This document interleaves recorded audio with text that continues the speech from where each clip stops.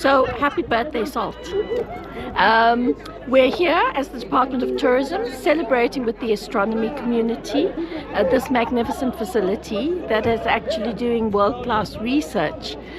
We love the Sutherland story because Salt has actually helped to grow tourism in this tiny little town from when it began with 2 little guest houses to 44 guest houses that are there now.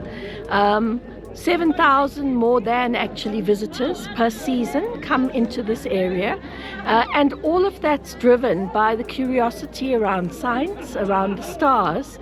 Without the facility that is here today that we're celebrating, that tourism story would not have been possible, and we could never have told the success of it.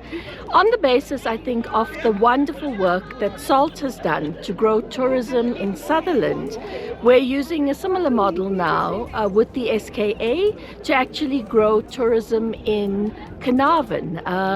And part of what we're implementing with the astronomy community is the Astro-Tourism strategy across the country.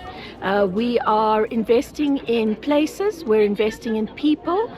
We are actually combining the scientific story with the story of indigenous knowledge bearers. And we are actually using the magnificent dark skies, which we're greatly privileged to be able to see in our country. 50% of the world is unable to see the night skies, and we have this in abundance in South Africa. We're using it actually to grow tourism, but without the science of astronomy, that story would not have been possible.